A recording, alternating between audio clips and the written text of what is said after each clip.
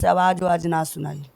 जब वहाँ के चौकी में गईनी तो बल्ब बुता दिहले से हम गईनी तब देखा तनी को में झाका झूमर होता। हम गईनी तो हम के पटक दिले से हम पटकला के आगे अब हम कुछ नहीं जानत वहाँ के लेके भागल के 2 से 2.5 के बीच में कितने बाइक वाले आए थे? अब यही 15 से 20 की मात्रा में 15 से 20 की मात्रा में। वो तो रात्रि का समय था, लाइट वगैरह तुरंत वो लोग नोच चोच दिए। जो आए लोग पहले लाइट बुता दिए। मिल तो चल ही रही थी, उनको दबोचना शुरू किया तब तक इनका पता लगा तो इनके ऊपर भी 2-4 लोग पड़ गए और जो है लेकर के चले गए। और नमस्कार दोस्तों, आज हूँ मैं बलिया के सुखपुरा थाना क्षेत्र में और सुखपुरा थाना क्षेत्र से एक खबर बहुत तेज़ी से निकल करके वायरल हो रही है। खबर आप बहुत अच्छे से जानते भी होंगे। एक व्यक्ति का रात में 2-2:30 बजे के आसपास किडनैप कर लिया गया।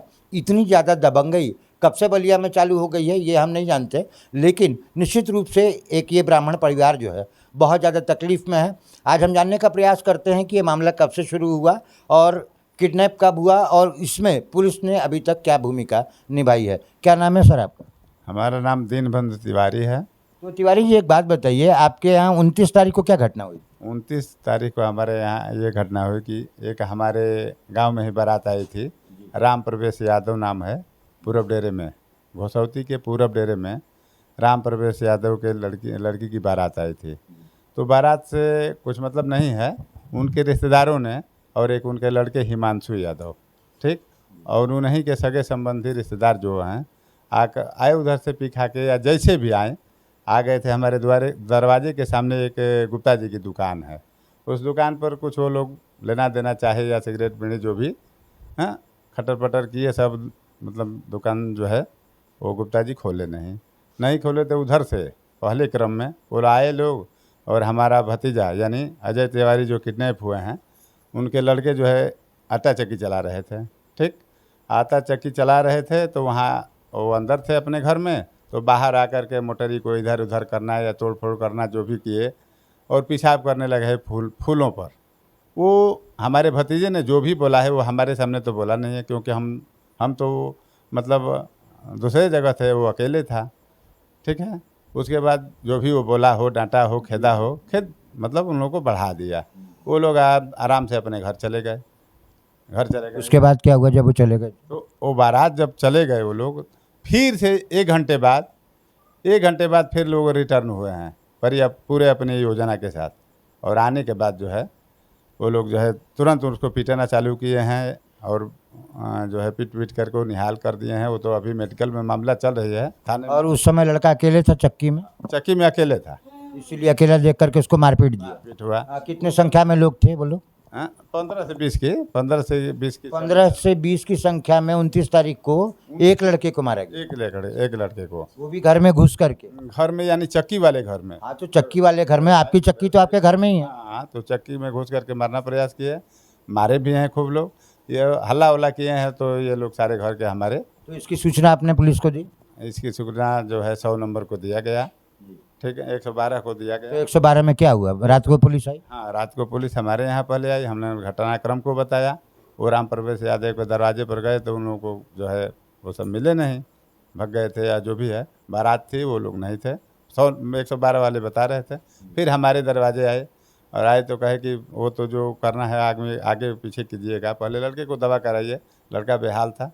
100 नंबर में अपने ही गाड़ी में बैठा करके ले जा करके थाने पर जो है फिर एम्बुलेंस बुलाया है। एम्बुलेंस बुला करके उनको हॉस्पिटल किया।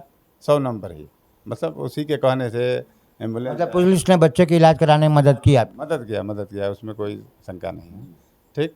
उसके बाद जो है हम लोग हॉस्पिटल गए, फिर लेकर के घर आए। सुबह जो है थाने हम लोग गए। थाने जा कर के जो भी वो सब जो है मेडिकल वगैरह जो कराना था, मतलब जितनी भी थाने की औपचारिकता थी आपने पूरी करा दी।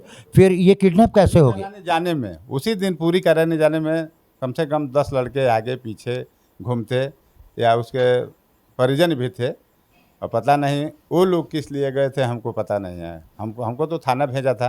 मतलब आप ये कहना चाहते हैं कि हमें ऐसा लगा कि कुछ संदेहास्पद रूप से हमारे आगे पीछे घूम रहे हैं लोग। उस समय भी हम भयभीत थे। तो आपको क्या लगा कि कुछ घटना हो सकती थी? हम थाने पर आकर के सूचना दिए कि हमारे साथ ऐसा ऐसा व्यवहार हो रहा है, ठीक है। तो उन्होंने कहा कि चलिए कार्रवाई हो रही है, सब ठीक हो जाएगा, ठीक है। थाने पर हमको इतना सूचना मिला।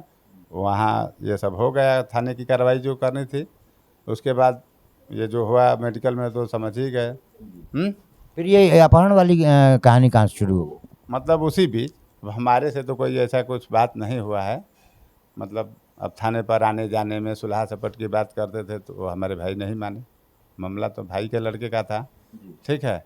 उसके बाद जो है नहीं माने कि क्या किए। अब गांव में आकर के घूम घूम कर कहने लगे कि हाँ सुलह करने का मतलब बात इधर उधर किए हमको। तो भाई ये तो मामला जो है बढ़ गई है। आमने सामने जो बात होगी तो सुलह हो या कुछ हो, इसे कोई मतलब नहीं है।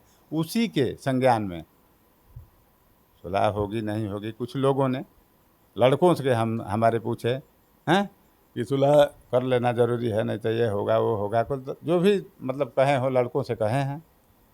और उसी के बीच जो है ये कार्य 29 के कार्यक्रम पर के उसके बाद ही ये जो है 3 तारीख की रात में जो घटना हुई वो कैसे हुई, थोड़ा उसके बारे में बताइए। उसको जो है वो भी मामला में हम दूर रहे। हम तो उनके छोटे भाई हैं, हम लोगों का दोनों लोगों का। फिर भी जो घर से जानकारी मिली है, हाँ ये जो है वो चक्की चला रहे थे उसके पिताजी यानी अजय तिवारी, वो चक्की चला रहे थे। उसी समक्ष जो है हमारी ये भी भौजाई जो हैं ये बगल में, जैसे मिल चक्की चलाता है कोई तो ये बगल में सो जाती हैं। जी जी लेटी होंगी बगल में। मशीनरी सामान है, कोई कहीं कुछ गड़बड़ सड़बड़ हो जाए या कुछ है तो इसके लिए सोई थी वहाँ पर। और इसी सोने के बीच में 2 से 2:30 बजे के बीच में, ठीक 10-20 मोटरसाइकिल रात के 2 से 2:30 बजे के बीच। रात के 2 से 2:30 के बीच में लोग कितने बाइक वाले आए थे? अब यही 15 से 20 की मात्रा में, 15 से 20 की मात्रा में। वो तो रात्रि का समय था, लाइट वगैरह तुरंत वो लोग नोच चोथ दिए। जो आए लोग पहले लाइट बुता दिए, मिल तो चल ही रही थी। उनको दबोचना शुरू किया, तब तक इनका पता लगा तो इनके ऊपर भी 2-4 लोग पड़ गए और जो है लेकर के चले गए। और लाइट गाड़ी घोड़े का जो है व्यवस्था हम नहीं देख पाए, वो हमारी भौजाई बता रही हैं। हम तो भाई बाद में आए हैं जो घटना। देखिए दोस्तों, ये घटना अपने आप में बहुत दर्दनाक है, इसलिए हम ये कह सकते हैं कि पूरे परिवार की मानसिक स्थिति इस समय ठीक नहीं है। मैं गलत तो नहीं कह रहा हूँ? हाँ मैं गलत नहीं, नहीं गलत क्यों, इसी में हम लोग परेशान होकर के अब क्या बताएं, बात करते हम प्रयास करते हैं पंडित जी की पत्नी से जानने का कि उस रात में एक्चुअली हुआ क्या था। थोड़ा बहुत जो भी बताएंगे आप समझने का प्रयास करिएगा। तो इंद्रावती जी एक बात बताइए कि उस रात में पूरी घटना क्या हुई थी, आप कहाँ थी और आपके पति कहाँ थे? मेरे पति सो रहे थे, हम वहाँ पर जा कर के बैठी कि मैंने थोड़ा सो लें, ये चक्कर लगा रहे हैं। तो चक्कर लगाने के फिर मैं बोली कि थोड़ा फ़ोन कर दो। वे बोले क्या परेशान करोगी, उसको तबीयत ख़राब है। अच्छा, क आदमी आपके यहाँ आयल हो, अंदाजन क गो आदमी हुई? आदमी तो मोटरसाइकिल एके में सटा के चले तो बुझाई कि 4 चक्का गाड़ी चलती है धीरे धीरे। ओकरा बस आवाज़ ना सुनाई। जब वहाँ के चक्की में गईनी तो बल्ब बुता दिहले से। हम गईनी तब देखा तनी को में झाका झूमर होता, हम गईनी तो हमके पटक दिले से। हम पटकला के आ गए। अब हम कुछ नहीं जानत, वहाँ के लेके भाग गए से। तब हम हाला कनी तो वो आयल लो तिहनियो लोग के धसोर मसोर दिहले से। मतलब आपका पतो लोगन के धक्का उक्का दे दिया? आवाज़ दिहनी, आवाज़ दिहला के बाद सब उतर के आयल। दोनों लड़का वो तो घाइए बड़े, ओकरा बस हम नहीं जानत हम कहाँ बानी। देखिए दोस्तों, इनके पति का किडनैप हुआ है और अपने आप में ये बहुत गंभीर घटना है। पूरे क्षेत्र के लिए नहीं, पूरे बलिया के लिए नहीं, पूरे उत्तर प्रदेश के लिए एक शर्मनाक घटना है कि एक व्यक्ति के सीधे सीधे घर में घुस करके उसकी आटा चक्की पर सोती हुई कंडीशन में उसका किडनैप कर लेना, यानी कहीं ना कहीं बहुत बड़ी नायाब दबंगई का ये उदाहरण है। और इस दबंगई से उस व्यक्ति को ले जाया गया है। 3 तारीख की घटना है, आज 6 तारीख बीतने वाली है। 6 तारीख के रात के 8 बजने वाले हैं दोस्तों, लेकिन अभी तक पंडित जी का कोई पता नहीं है। हम प्रयास करते हैं पता लगाने का। पुलिस क्या कह रही है कि पंडित जी कब मिलेंगे? पुलिस जो इस समय हमारे दरवाजे पर भी 10-15 रह रही है। अच्छा, आपकी सुरक्षा में आप रह रहे हैं पंडित जी का किडनैप होने के बाद? हाँ, हमने तहरीर देकर अपने जो है समस्या बताया कि हमें घर यहाँ का इस गांव में 2-4 ही घर हैं। हम लोग सब लोग इधर उधर हैं, एकजुट में है नहीं। कोई किसी का वहाँ घर, किसी का वहाँ, 2-4 घर 5 घर जो हैं हम लोग हैं। तो इसलिए हमने जो है थाने से या शासन से अपनी सुरक्षा के लिए जैसे मंगे हैं हम लोग, तो सुरक्षा लगी है, उसमें कोई बात नहीं है। लेकिन ऊपर भाई के खोज में क्या हो रही है हमको कुछ पता नहीं चल रहा है। आज जो है तीसरे दिन समाप्त होने जा रहा है क्या ऊपर हो रहा है। यहाँ हमारी सुरक्षा किसी बड़े अधिकारी से मिले आप, कप्तान साहब से या किसी और से? हाँ, कप्तान साहब आए थे हमारे यहाँ, कप्तान साहब आए थे, एडिशनल एसपी भी आए थे, सीओ साहब भी आए थे घर पे। आखिर ये लोग क्या कह रहे हैं अब? अभी क्या कर रहे हैं ये समझ में नहीं आ रहा है। डेली बाय डे या बात तो होती है, ठीक है हम लोग देख रहे हैं। हाँ, मतलब रोज़ दिन ये हमको दिखाई देता है कि वो लोग प्रयास बहुत ज़्यादा कर रहे हैं, और कुल टीमें हैं, सब शासन की टीमें हैं जो आती हैं जाती हैं। देखिए दोस्तों, पुलिस के काम में हम कोई टिप्पणी नहीं कर रहे हैं। पुलिस के काम करने का अपना एक तरीका होता है और पुलिस अपने तरीके से काम करती है, और निश्चित रूप से बलिया पुलिस पर इस पूरे परिवार को विश्वास है।